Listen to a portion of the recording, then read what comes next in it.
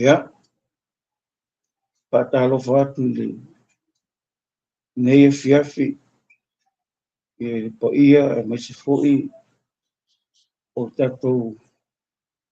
maafutanga whai pēa ia stona i peitas, nungo le nei pena ta whailangi ia, whaatalofa atu ai le alofa o le tua i le suafa manu malo o tatou rio i Yesu Keriso. E o lo maua mai nei whaataloanga e maisi.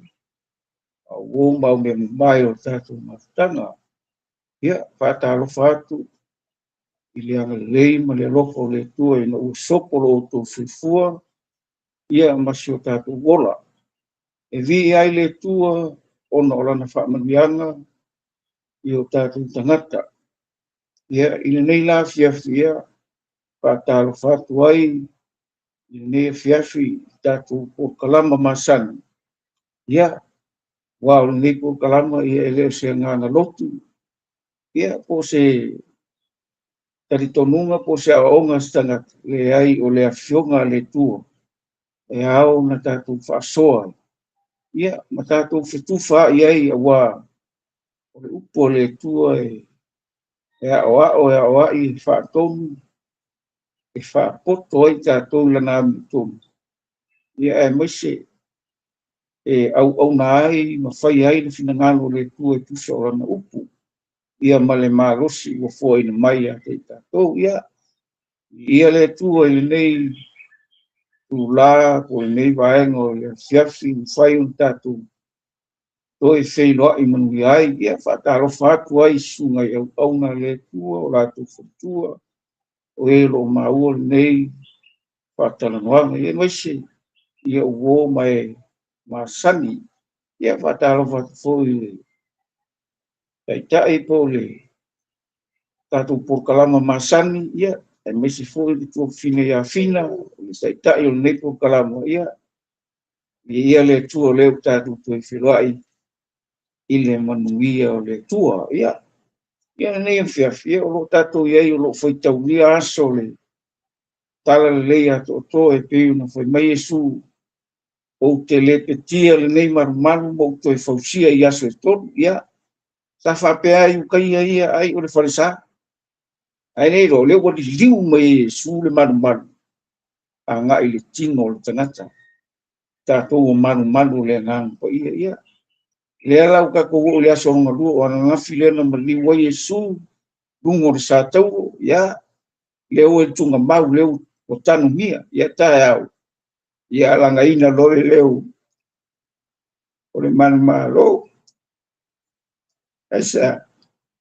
o malo le ono le tu ai ngo yuta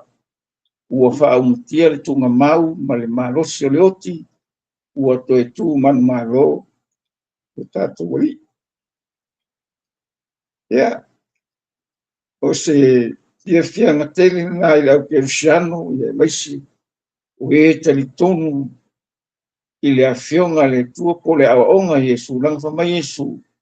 o ia e leo seisi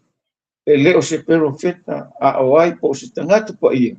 a o ia ana ia fetalai o ia o lea o ia o mea uma o ia o le upumoni o ia o le ola o ia o le lenga o ia o le whaaora o i o le puluvanga, o i o le tupu, ia wa pere mea muli a ngā lela, sau Yesu e whakaungu, ia o longa tūlanga tau kupu, ia anga sau e au aunga, le ala o umalanga au unanga, le o umana whataunu, le ala tau ke whaamanga kua, ia i tausanga te itasi lona maliu malona toe tū, ona maliu tānu mia malona toe tū, ia, a o lo tātou whatelitali, i lona toi a fio mai wa o le unga nā o le wha moe mauti no lau Kerusiano o le toi a fio mai o tātou e ola pe oti tātou o ka koua o ka ngaka whatua ia ngea fia o le ala o mai singa a fionga mai le singa upu mai le a fionga le tua e whai ma wha maano si au ia le ngata hoi ia kau ke maho whau hoi le ngei hoi wai tau o tausanga wau wai tau ne o tausanga ia tātou te whaamanatu ai o fatu no le kue ala ia Yesu lona fiu mai e liutino tangata ina ia tāpena e taulanga mole la rolangi sala ia e ala o kua se upu mai le fionga le tua ka kuke fetu fa ia wa le va penga o ka mo fai kaua ia nga e fa mo mai le ai e ka kuke fa mo le nganga le mai ngol fa lingol male fa le liwingol ia male fa o ingo ka ku loko le upu inga ia fa mal malama ma fa winga tu ia te tato le winga ro loto le afionga le tu inga ia mo se me le mo se ma fo fo le mo nio ma fo fo ma fa le ngana ia ma nio na ngona fa le ngana le ngata a mo le ola ma le soifu ai ia lofa tu no le tu ia a o le foi kaulia o ka ko waso longa ilana tausinga ilana foa i malanga whaasoa i aso o tātou ola ma sopolo tu se fua. E ana o mei le fosfaitau lea. Kako ke mawhau ai. Ma mana tunatu ai. I upo a paulo ngā awe le e kare si i karatia. O mai paulo i karatia lo nai lua lo fai koe lua sifuru ma le lua tasi. Lena fai kauga mai. Ua whaasa tauroina whaatasi ma ua ma ke riso.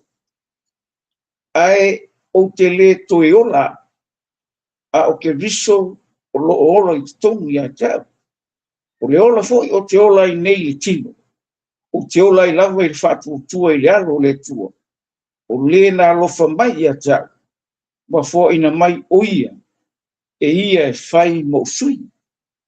Whai upo rua tasi o te le wha le au ngā ina le alofa tu no le tua. Ua anga o mai le mi o tongu tu la fono. O ua ma liu fua ke riso.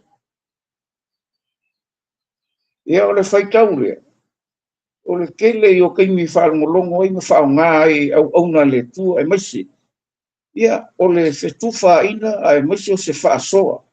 E kau ke whaangolongo ai. Ma ka kou mafu whau i. I le whaitau lea. Ai wa umanatu au mai le nei e fiafi. Ia e le ngaka e whaao ai oe. Whaao ka kou whaatamau ai ngai tātou. I le winga o le nei whaitau. Ina ia tātou mafu whau. I le mea na sau e ke viso. Sau ea. Sau e osi le taulanga. Sau e tāpena le taulanga. Ia mo i tātou. Mo le wha mamaina ma le wha mangaluina. Male. Ave i seo anga sara ai misi. Ia o le whea ngai ngai wha wawau. Ai le ngata i lea. Ia o tātou le lei ma le tua. Ono le toko Yesu. Lei nā fiafi whamai. A ua fa sa taroina fa tasi ma ua makeriso longo wingo fai kau le fambai ua fa sa taroina fa tasi ma longo wingo o le kaimi nga algo Yesu mo sa kau o mai pau ua fa sa taroina fa tasi o longo inga pau o wingo le fambai ua fa sa taroina fa tasi anga ngafi le nga fa manga koile le algo Yesu lungo o le sa tau e ala fa mai pau ua fa sa taroina fa tasi ma ua makeriso. Wa o le aso mua le o le aso ngai ai e sudumo sa tau. A leo fai mai pau. Ua wha sa tau o ina wha tasi ma ua. A ke viso. Nanga fai mai pau o le mua kronito mta mua fai kusiku masu varua. O le mta upu sa tau. O le vale ye o le malaia. A o le manga o le tua ia te tatu whaolai. A le la ua mangi e pau i le mende. Fai mai. Ua wha sa tau wha kasi. O a ua ngasala, o a kako ngasala ma ngasala lalan. Lea ngāru i sudu mo saka, lea lau fai mai pou. Ma iei foi mai e ngā. Ka konga, ta fu kasto, o le tala le leia to, o le maliu tanumia, to tu, o le aso nange, o le aso le tanumia a anga ngafi. Lea ngā iei e sudu mo saka, lea fai mai pou. Ua fa saka, ua fa kasi mau. Aisea, wa ave Yesu ka ko masala ua fa mau lungo fao o lona sa tau ma tu ia ma fa umai nga longo wi wa fa siok Yesu ka ko masala wa fa siok o mga sala maka mga sala ko maka ko sala ave uma Yesu dungo sa tau ave e fa mau nga ma fa shoki ma fa umai inga ia oki nga sala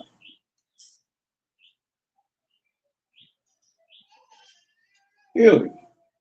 longo winga so sang sala ki kau ke fai ole kai mia kau ke kalia Yesu o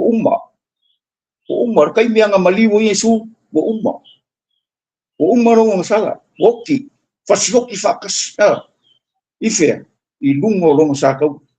langa kau ke feo mai boleh longo nga umale le boleh nga umar kai ni fa yel men ala nga lai fa awau lawan le fina ngalo le tu kau ke feo mai la boleh al manga yon mele e kai ni ai kau ke kali ai le di mal fa ola Yesu ke bisole oki ang sala oki fa umakia Yesu lungo sa tau aka kung sala iyo na manga ia kere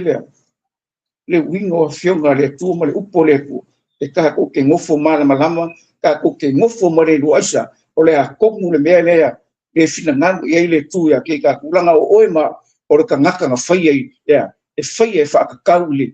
I le nga whaia e ka ko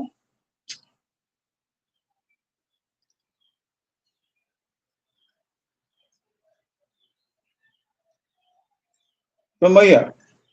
ua whaasa tau I whaasa o le wingo le upunga oki ka ko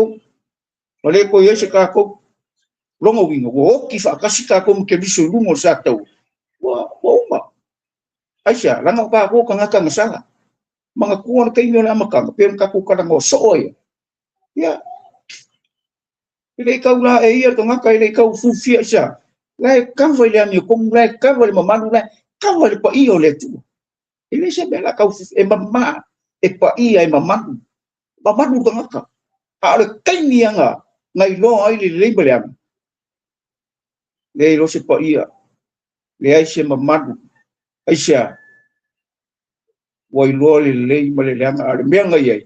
e pa ia le ko ya so uma e mamanu ya so uma e makua fai mea fa kasi male nganga le ku asia ya nga lai le ya esele le mamanu le ku matanga o va nga umor nga kala makue di ma va nga nga o lau ga ai o lau fa longo o lau som o lau tofo le pai ia malau manga o va nga umanga nga ve ese uma le kaiminga nga fai inga I nga kala makanga iyo le ra ka ngoi fai ka o ku mea e ma ngai e mangingo I ka ko I le menga lenga ko sau Yesu e osu ko la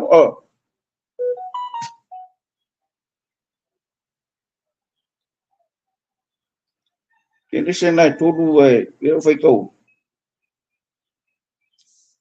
le ra ka fai ka o mai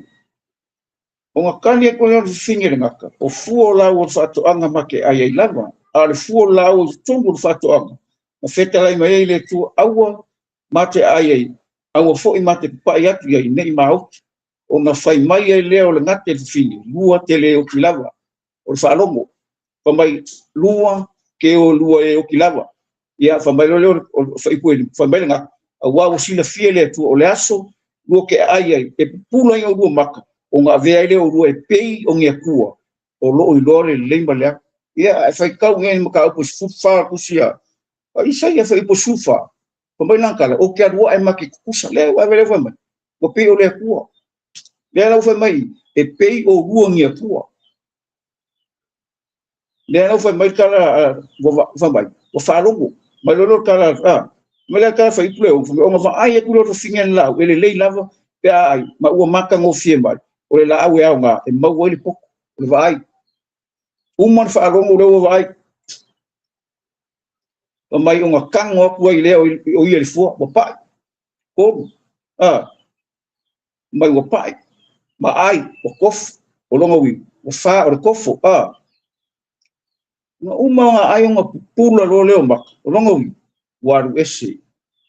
waru ese le ma lava le pa ia ma le mamanu le ku aya o ele kingo iyo le ala le mea lenga sa o Yesu a koe ave ka ko rungo sa tau e ave ngai fa mai lenga sa wa i lenga sala e kupu le fa longo kupu le vai kupu le tofo kupu yo ile mangava so se mea e anga sala ka ko yo o le loko wa ave langa ko fa vai pou a wa u fa sa ka ring fa kasimo ka ko umanga kai me ka pikali e fa kan mo umba wa mama oi wa tanu mia ka ko fa vai le fa upunga le fa ka upunga mai le kalanga apa ba ngai ke me fa mai a ke vis fa mai ai o te le toi ola fa mai o fa sa te un fa ta si ba un ke vis ai o te le toi ola longo wi mo kangu mia ka ko mo kangu mia ka ko ile ile ma liu ke viso ai o ke le ko ola a o ke viso o lo te tongi atia pa mai no le o le ola fo o ke ola ile tino nei o ke ola i lava le fa tu le alo le ku wale ro fe ka u plan mene fa ma bi ele mele na ka tangu fa kasika ko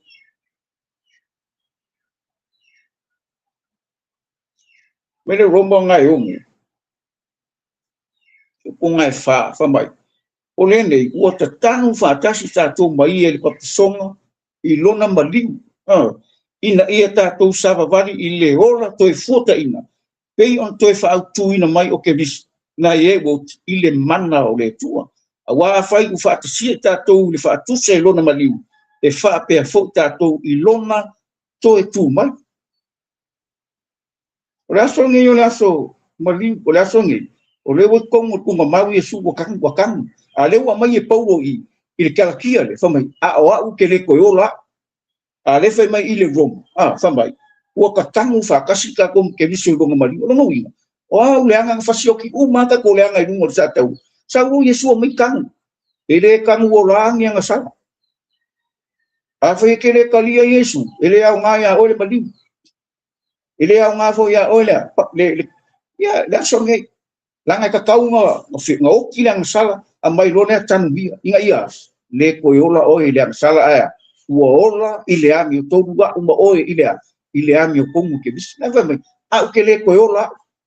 a o ke viso o ola i ko kongu o nowi. Wa kangu mia o kako kanga le kiko. Wa kako i le anganga le whamai pau. Ua ka kangu whakasi ka koma ke viso i lona mali.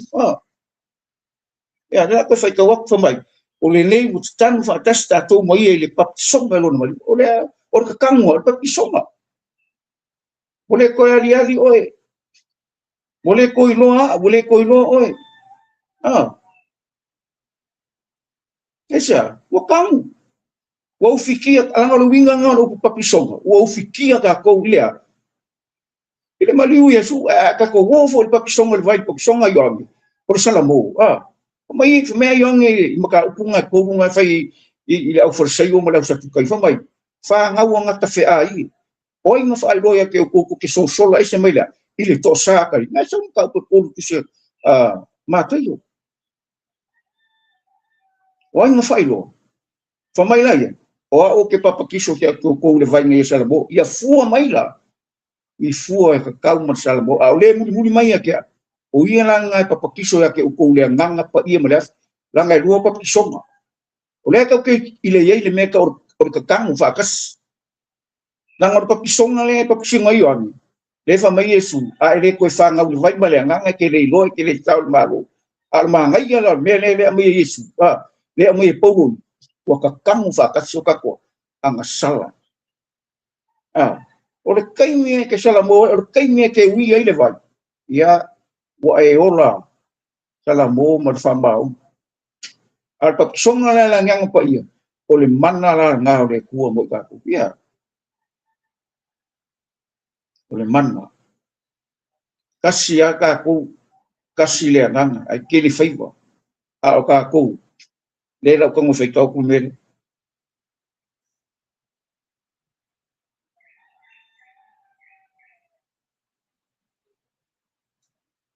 pa mai a wa fo yo le nganga to tasi pa tisoina ai ta to uma le tino tas po yung taia po eleni po polonga por salo wa ua fai mia ta to uma ile nganga e to tas wa fo o tino e le se tu tino tas le ai pe ta o tu tino e la si man ko ka ko o tino ke biso ka ke le so nga fai a se me ka ke o ai lungo langa o ngai ia mangingo ma malama ka ko folongo au ka sa vali i le olanga le tu mau le ka ko ke o le wingo ka kangu le fa mai ka tu spai o ka ko le ko o ka ko ia ka ko o umala le ola sa ka ko ola i le tino la le wingo ka o nga kula o mea fa fia o mea o kunga ngau o mea sa ka ko fa ia inga ai asia ua le ngofo ai le nganga o le ko kongia ke ka ko a o le nganga o le nga fa au so fa finga le ka ko o mai le amakan le nganga le sa o le nga le se le nganga o le ku ya la ku le nganga o kunga ngau wa ba ya ku le la abu ma nga ya yo mo mua o fa longo ia ka u wa ia le ka ko fa longo o a me la e ke lo le ya le me sa o le nganga o le ku ma le me sa e le o se me mai le ku asia langa o le me mai le ku e le ngaka ia le lofa e ia le fa ma o ia le mama e ia le ami o ku nga e mo ia ma nga ia me mai le li la lon ia nga me nga nga ko sa ni su ya du mo sa ko a mai le mamalu a mai le mama a mai le lenga a mai le lofa a mai le fa va a mai me u fa ma via ma ia le ku e ala ia Yesu morgan ko ngai fias ya por ka ko por kalama e su kalama e fa pe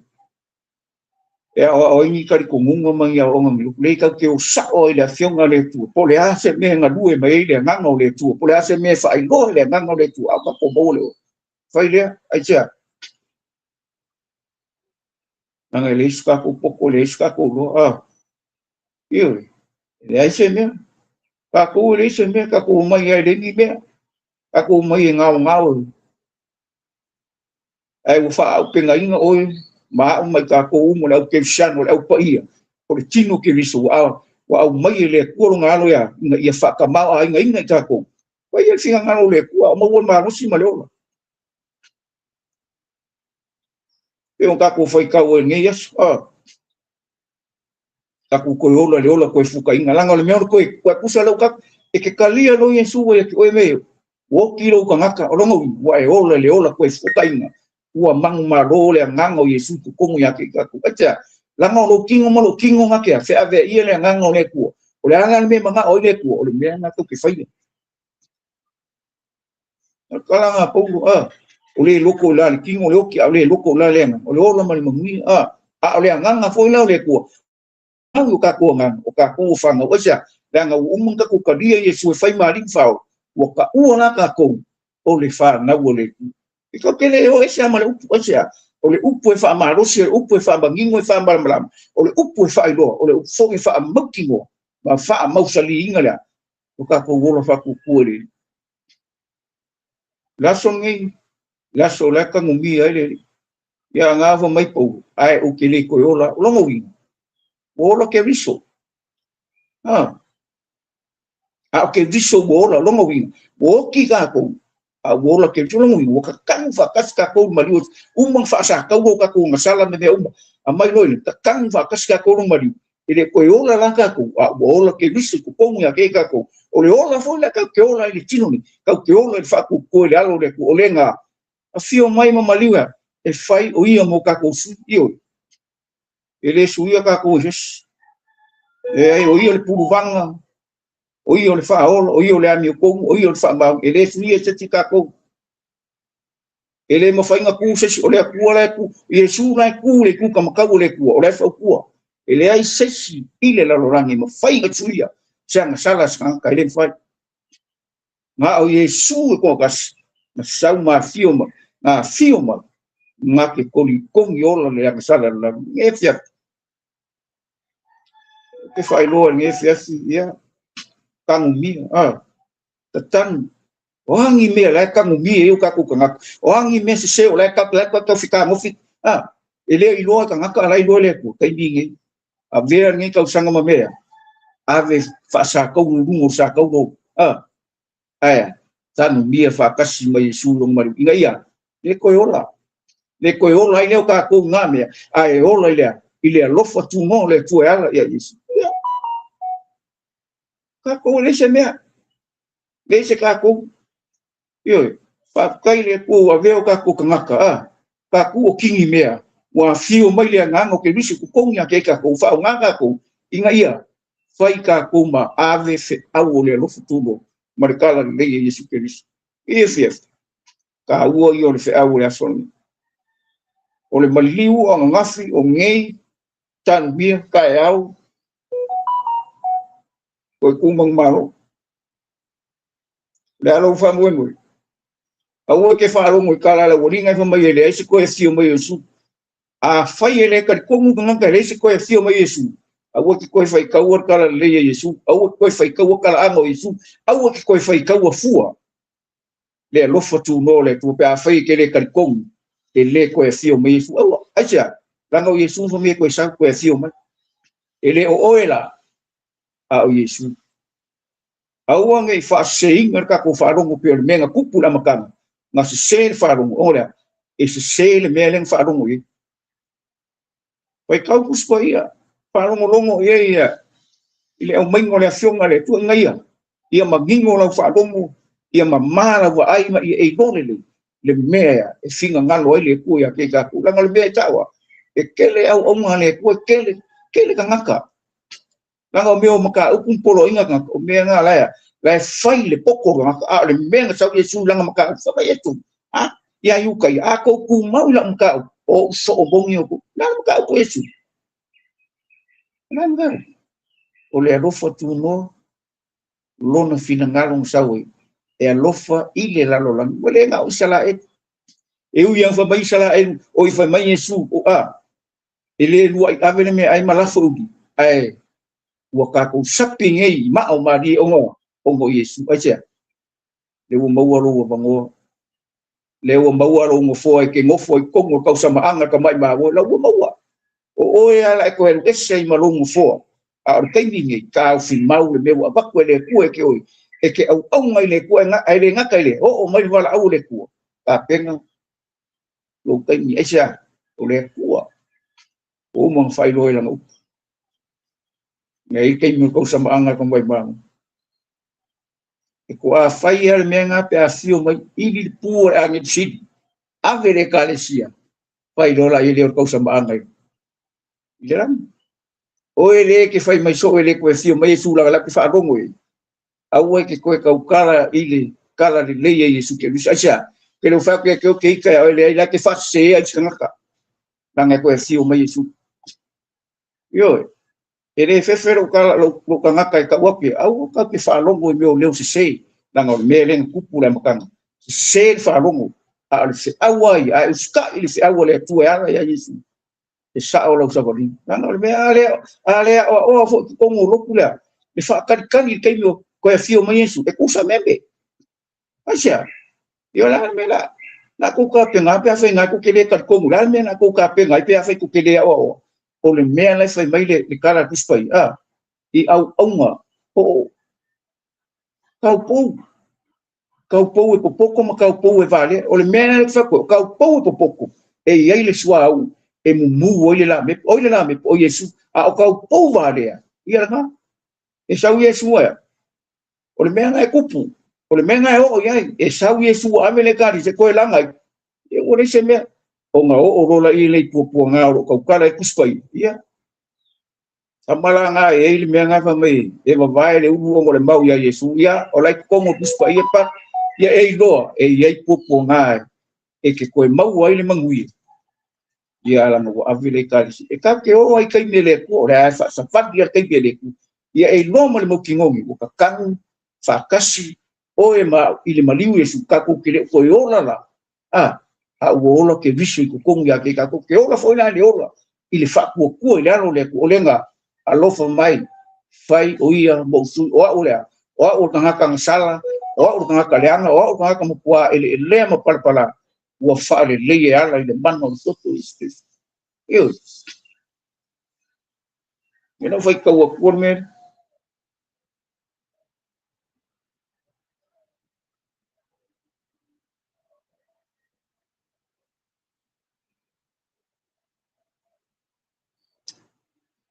Pamai kana pogoi. Awa o fina ngalo ni tama ia mau toni ate ia le tumu ako. Pamai le ina ia fale leia e ia o mea umalava mai ia. Ma ia le leia ate ia lava i le totolo na satau o mea i le larolangi. A tō ma mea o le langi. Ia rongo ina. O le langi ia o le leia ako langa o kangakala i le langi. O le koko i e suma mafua i. O le langi. Le larolangi. Le whamai o fo le larolangi. O longa koko. O whea mafua mai. Nungo kai wa ria le nusa e koko. Leo ka kanku wa makua wa ese koko. Sau fafo lea. Le olo le li. Inga ia. O kongi le ana sala larolangi. O kongi sia uang sala, sia uang sala. Wa uang sala, ma uang sala, ma kaku uang sala. Ma le larolangi sala. Ua uma. O nga kokong o le kaini ia lai ke igoe ai kaini ke whapea kuleri o a urangi. Yo, o le kalio Yesu e moli mau le nganga po i sot. E le moli mau se whaife au. Le nganga po i le larolangi ngai. O le moli mau le. Mea nganga la wha mai o kau ke whaki ngā ranga lai moli mau ia kāku. Ai sea, e moli mau lo le nganga po i ke o e wha mau ngia o e au mea uma o au. E wha mau ngia le nganga po i mea uma. Ai sea, langa o le nganga po i ngā lui le. I suafo Yesu. E o le toto, sose, e o le upu. E iai le nganga po i ngā ki wha mau. Ia. Mea mai mo yongi mo ka upu i lima. E whai kau i lima o mo fikua. O e moli mau le langi. O le nganga po i ala iei. Kou me moli mau la langi. O le nganga po i ma le vai ma le toto. Kau ke le whaia se mea i sokako marus. Kau ke le whaia se mea i sokako malo a wali le kau ke ave sa o le mea. Inga ia ola le nganga o ngaka. Aisea. O Yesu lang sos, ma Yesu, o e whai ngu masok. Papakiso lo le suafo le tuar tamale, tarima le ngang pai, le winga la ngang, lingu whai a kore kakam o sea, o le koe ola ka kou awa, ola le tua tutas. E ka ulo o Yesu, e ka ulo o le kali o le ku, o rouka maa. O rouka maa le kua. O le koe mamao le ba, o asola, li whengen kuai. Mamao i ale kaimi anga sau o Yesu. Wa i eilo ua mango wa ka ua i le atua. O louka maa asia. Ua whai Yesu ma le. Ua mafua inga. O nga wheso kai ka kou ma le atua tama. E ala i le mana o longa toto ma le taulanga na i sau ia. Ua ka kou le leima le atua. O mo ka kou li. E whia su ka kamu wakas. Nga wha mai Yesu. Kau e ka ue rua waru nga sa ue whaipue. Su viva.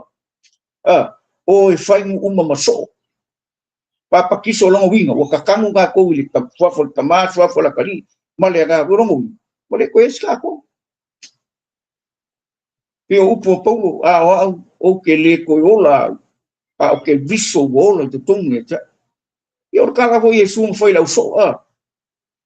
Aua ko ke kua Yerusalem. Ai whaakari li mea forforoi. Papi songa langang pia le whebai. Nga au mai e lea nganga kau kala. O le e o nganga ngi loku.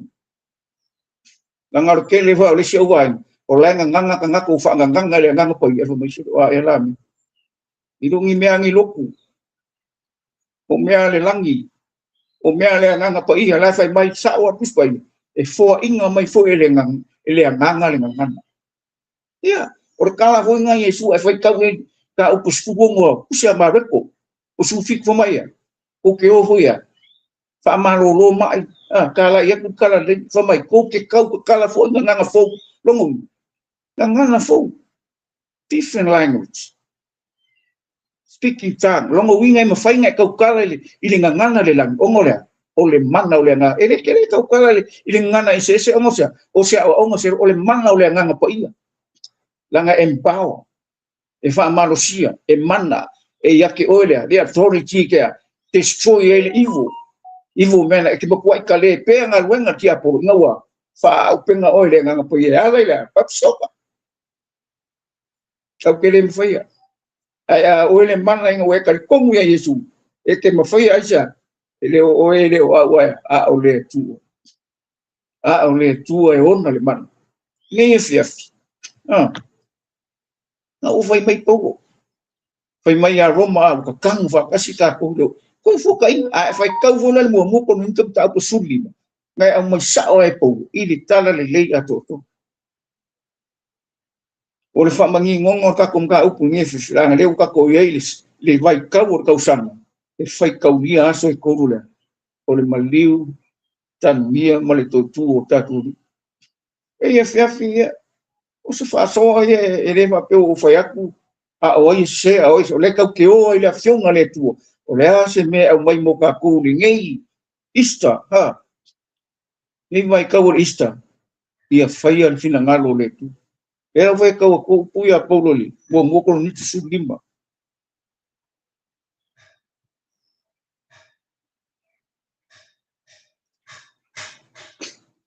pa mai kala po au soi e fai lo atu ia te o tu le tala le leina o folo ina ia te o tu na o tu ta lia foi o lo tu mau ia fo o to o la ai fo o to pe a fai to te ta fi mau ile mata upu no foro ina ia te to pe a fai o to le ta li fo a wana o tu ina ia te to me mo o me fo ia na o mau fo ia na maliu ke viso masui o ata to un sala maliu masui o lang sala na maliu ia su masui o sa fa me le o longa lu pe o na tusia lo ia lo kusia fa mai na tanu fo o ia tanu dia a mai uma makako wang sala kang mia ai makako ave kako wang sala fa uma i lumo sakau tanu mia fa mai na tanu fo ia ma tu mai la so pe o o kus ia le wa kor wa ko kula so ko mai pe ona tusia na tan foi ma to tu mai ile asto pe o o tusi na lo foi o ie kefu na lo le to io ma fai lo a e su no ko kumai ila o psko e se me fa le a nga le mere ka ki fai ele se me ku ka ie ele se me le ai ile ngaka angar kala po le kale sire ko ni ko skulu lima pe o mo fai ko skulu viva le ko fai ko Pamai, a fai ngaka ile ngai o langa me ka ku ki fa mo iai ya ke vis o sili ka ku malai nga a fai nga me o so fuanga ngai a fai nga me o langa ngai e ke al ya Yesu inga ia mau me o langa ngai nga o langa ngai ya e sili le Maria pele fai o le upu le o sau Yesu ele ngaka ku mau e ai e sura we tu tama tau le tu la fa ku la fai o ia ma pulvanga io la fai o ia ma fa ku ia ke ka ku e fiafi ia o le pua ia le ku ele se me ka ke pe fa pe ma ia se la ele me la le e ka ku ke fai kau mau i ka ku ma fa ku ka no le ku se fo ai mai ia le fa lingo le se pula mai o ka ku lo se fa mangingo o ka ku nganga se yo lai lo nganga mai o lo le me fina ngalo la marka nga is o ke le sa we fai lo loko ai o sa we fai fina ngalo o long kambale la awang ke lo kai mi ka ku ke musu ke lo kai mi ya lo wa ya ka ke vai ai ai le nganga o le ku ke e ai le me ka o le pa malos loko kele maloa malo le o lo fa mo ele busu ai sia nga ele me ke fa mo e ke le pala ai foi ai sia nga ke go e si ya ku le malos o le o ko komu ya ke i le lo fe mo i la la ye o nga ko komu ya ke o ile ko komu ya ke o le su le ka ko ko ni ma ka ku fa ku yo langa ele o ke lo sia o nga le ka dio Yesu e fai mali ma fa ola ai sia fai kau kuspa ia fai kau le roma nga se furu fai poiva mar se furu fai ya fai kau nga e kau kingo lo mu ai sia e fai lau kau kingo nga ora ai sia e moli mau le nga pa ia ele moli mau sia o nga se lo pos fai fe ya o e manu nga e moli mau le nga pa ia ma le upo le nga kali e fai kau vole buko nitu kau pe ngai sambangingo ngei las ngei kalilele ai o ngei o ai mo ri mau le manga pa i pe o foi aku ngei fiafi kau ke le fai se me so ka ku popo so ka ku lo ka ku ke fai ma ka ku fa mo ma fa la mo ba mo ngal wenga le nga pa ya cha na ngo ia sa o ma bom ngei me ka ku ka kala e kusa ma le fio ngale tu la so ngei ya so ka mo mi o angi mea ma foi nga kang mia lu ka ngaka bole e ai lu bole fa sa o ko ka ku la se me lu kang mia ai lu lang e ke le fie ke le manga o a e lo o tan mia fa kas ka kum ke ia ka ku ko ola le ola ko fu ka in ola mia ola mama ola sa o ola pa i ola e ai le mamalu le mamalu ai fa ka ngaka e ngaka mai kai mia se ia ka ko ola ia mal mamalu ngaka ale al mamalu le la al mamalu la ai le la ya go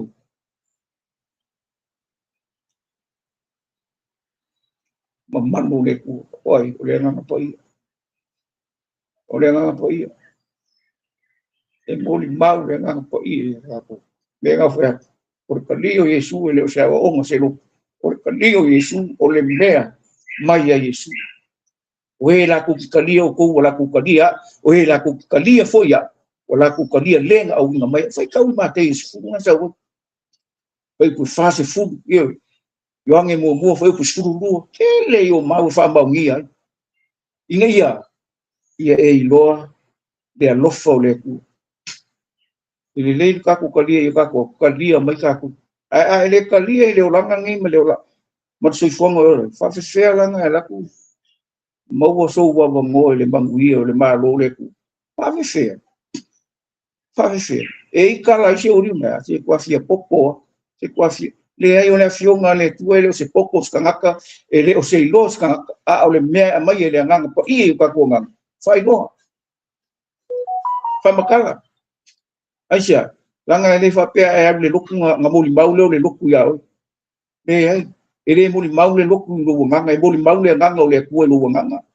o le ano ko anga le loku le ke le o me fai le loku le la ko ku e ke o e le mo li mau me anga ya ke o e mo li mau le nganga o le ku mo li mau mai le nganga o ka ko nganga ka ko fa ngau ka ko ka di ka ko fin asia langa o le nganga la we ke o pa fenga ya ke o le nganga o le ku ka mu se kalia Yesu o Yesu o le alo i ko kas pe fia milionga ke ave le fa ka o se o se fa lo ile fa ka o le mea mai le ku ma ku o le li le fa ya yo ngem pe ke lu ingo o fa e li mo pe ke mo yo ngem mo ile nga pa ia ave la nga ri fa ku e son ta pe va lu ku sha nga lu mai ia mai ka la pe ke ia fango la a ri fa ka so ingo wa e manga ku fa ka le mea fo i fu mai le o le loko o lo loko o lo wanganga o lo wanganga o lo loko o lo wanganga manga o le ku o lo loko nga ia ngofo nganga nga ko ku ka ku nganga i lo le kele o ka ko me fai al ka ko usi sika i peke makiva pe ka ke le mogu ni me a uska ka ko uska finga ngalo de ku o ke po o e ai ko mo le ai ngole tu o le me e ngofo le au million nge ma le awa ma me le i me o le lang te lo ke ni mo kele i kamawa mo kele o fie nga le kupia me kala Yesu ele mo fai ko o ele kua ko mama mo wa ma mo ku pe ai o ele kua mo ku yo ala nga kele foi ala fo e mo wa ku e fa ke ringa la o kala o me ke du se al fa la vela a fai nga le kupe le me ya ala ke ila kala po a fai nga ke le o la me ka safety ya ita o mo ke bis a fai ala ka ke ave me nga ile nga duenga le ku fa mo ngi nga ku ya nga kala nga e maka i lano ngi asia langa le fa ka ua i kupele le malo le ku malo nganga malo nganga le me ke fi au onga le ku au onga malo loko au onga mal fa ma etia langa le ku ka ku nganga ka se ka ku nganga ka leanga ai u sau Yesu e fa le le fa mata ngo fi fa pa ia ina fa amang tuina ka tu e kusa mo le wala wingo wala wika ko nefia o ngi me ka mi ai lu ka mak se kurai e kala ho ngale Yesu le li le ka o ko ngol ngo fa ko longo pe ke se kurai ma ave fa le fa ku Yesu pe se malo ala ko man se na ngale se avea ula lo vai a sa le ngi ngau mai pur vai mo adu ka io ala fa ko Yesu ke se malo pa ko kuruma ave lu mo ngal wa malo ka wa me lo wa sai ki ai wa me lo ka kan wai lo ka ngaka ile subak fa Yesu ka ko ya para e ke kula ile bang malo ngo Yesu asa le mo sa Yesu la wo mang fa siok pang ngafile fa mga kwen bali la wo mang fa mau lu ka kong sa yo ka ku ke le ye ile kai a le ka ku fa mana tu pe tara le le ala le maliu tan bia male to tu man malo la so ngai wa me le anga wo mang fa siok ile kang bia kang wa ka si ka ko ola le ola ko fu kaina o no fina ngalo lo fo le ku yo e ba ngai yo le fionga le tu ba manatu e lo o kako sa o kako kalia fa ka ngale ka ke le foi ala me se ala nga dubu e mai ki apo maka o kia ke o lo ma fa o lo va ai o lo fa long o lo ko pa so se me nga dubu e vai nga dubu mai le e ma ma o ye ko la e le punga po lo fa mai era ko mai ma ka punga di mo ku se ro mo foi ko fa mai a ua fa ali tino ina mai le tua lona lava rofe a te tatou ina ua maliu ke riso ma sui o tatou a o tatou wanga sala pea ioi e ilanga sala i lau mafau e ilanga sala i lau wai e ilanga sala i ya i lau ku ia e lewa ai ases ioi pio me e lai lo le ya me lai fa iska me se a ai ku ngang sala pio me lai a o ka ku sala pea ya mea nga lenga nga pio le mea lenga sa o Yesu o le alo ma fo fa o lo fa longo lo ai lo pio le mea lenga pingi le fa finge la maka o langa fa longo o langa ba ai pio o langa ka ya wa lenga na wese le nganga le wa wese le uska ile upoleku dan mea fa wa ba ai wa e ma nga ye fa bi mo o poko kingo ia pa ilo ia la me taste nga uma nga kofo fo mai ya vai ia ole wingo me nga ku ka ko ki kala le me nga ko sa wo Yesu sa ko e mai le mamban ngia o lau ai langa en ka upunga kusinga ma te ka pu limo fe pu lo vadwe e fa mai Yesu ka o a fa ke ai fin ka ula mo lo vai o uma ma lo vai e o foi lai lo yo ba fu fonga mo ai ole mana ole nganga po i ngake ka fi share le nga kulo le kingo ye ngake ka fi share ma fo fonga farki ai ke ole ba fo fale nga iyo ya o me nga o mai le ku mo ka ku ngai ka ko ro no finga ngano ye ele va pela o ka ko o fa ya ku ngai fiafio o le me fa mangat ya ke ka ko ngai ka ko loa e lo fale ku ma ngai o puia Paulo ya Filipi mai ya te o to foi le malava manatu sa ke viso Yesu o ia sa winga fatasi maleku ai le manatu o ia se me fa o ina o tu salava o ia maleku a o fa mo lalo o ia te o winga fatasi malepolonga ina o fai o ia fa pe fra o le ku Yesu ya ke fa longo ku isi o me le ai o perfect o Yesu o le alo le ku o sakan ele se uso sakan Yesu o sakan o io le atali o le taia o le angi sifi ele se uso Yesu mole o Yesu o io le ku o io le alo le tu le tama le tu le alo le tu o le ngang pa ia o sakan o io le akali o le taia o Yesu o io le tu wow pula ia e fa mangingo le ka ko be langa manga ku o singa me le FSSI fa mai o fa kangi la le ai ye se le se o ka ko so o Yesu e ringi so o ka ko sa kangi lo winga la fa pe o le usu lo winga la e fai ka ko finga ngano le ko o fai me le ai e sa ile nge ya fiasi o a me la ka mi ai o a me la vai ai ka ko ke nge o lo a ver nge e seta ma e seka ki koia kulai ave ia Yesu melo e vai ai ma vai ngor se fuanga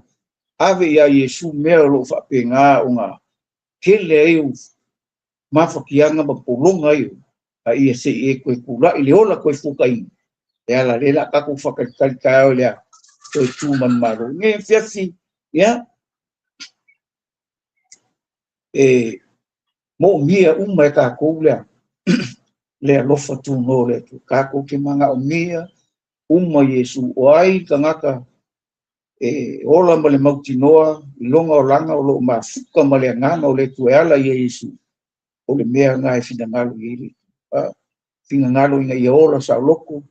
ola mama ola polomo ia e o le mea lenga a salen kea ia nga uia Yesu le alu Yesu le asinga la upama ia o le asinge o le aveavenga ia e mafofau e kulanga ma walalo na fio koe le li se kulanga maulano ar kupu o ia o winga uma ia inga ia o kangaka makikiva ma ile winga le winga o le li o ia o se kangaka loko maulano ia ronga aru ngai kongu Yerusalem ia o ia o tuk ia nga kakelo uma keiminga o la fa fai famsingo ia kaukia a lea mo ka ko fakarikari o lea ko e fio mai isi ia ki e so fungo singa o markai me o le mawalanga o longa kulanga nga au ngai ia o le so o ia ele ngaka o ia le famasingo o ia le kupu ia o ame uma lolo uma acha le la so faile o be uma inga ia i lo el cristiano famau i lo el cristiano ia kalia Yesu mo o ile ami ko le a fa polinga ka ko le mo le ko ia ka ko ai manguia o leva o ka ko ke au ngai le ku o me ale oki ya e ku ore la la me ka ko yo ai lo mo le mo tino ai o mai le bala au mo le oki ya ke ma o ma ko le ia ne fiafi la so fa ma rosi o mai vo nga due me le ngang ko ia ne fiafi le afu se me le tupu me ya ke ka ko i ngai ista ia o ka kango va kasi ka ko i le maliu ke visi mai kala pou ua fa sa tau ina fa tasi ma o ma ke viso rongo win kai mianga maliu Yesu fa sa ko fa kasi ka ko wa fa sio ki fa kasi uma ka ko ngai le i longo maliu ka ko kanga kan sala le na kang ka ko fa mai Paulo ai le ko yola au ke viso bo le konge ke o le ola fo ke ola i fa to le tino ne o ke ola i fa ko ko ya ke viso le nga fa mai ke no fai o ia mo ia o lo sui o kako sui o ia le o lo fau tua mo oe mo a mai kako male au kersian nga ia e lo mangi o le tu nge fiafi o le ufa marosina le ufa lai au ngai nge fiafi ia wa kako savalia ho nge e sete nei tau sanga ia masi ia le aso sapak ke kai fa manga ko kubang maroi su ia ro fangiere tua ia ia le lofo le ku ka po inga kai au ia maus fa mansang ia mau fos falai au como força ia ngofo ka penga ngofo sa ngungi au kirsian ile taimi o to faina le tu ka ko ki felo ia le upunga mo ka ko ka plasiu pa manguia le tu ta tu batanga pa mui au ona le tu e na mau ko mai nei fa tala no fa mui fo le auso au me mai ia e fa ta lo fa tu e ta tu batanga e mai si fo ta tu matanga e po nei por cam o fine a fina God bless In Jesus' name we pray. Amen. Jesus is the answer for the world today.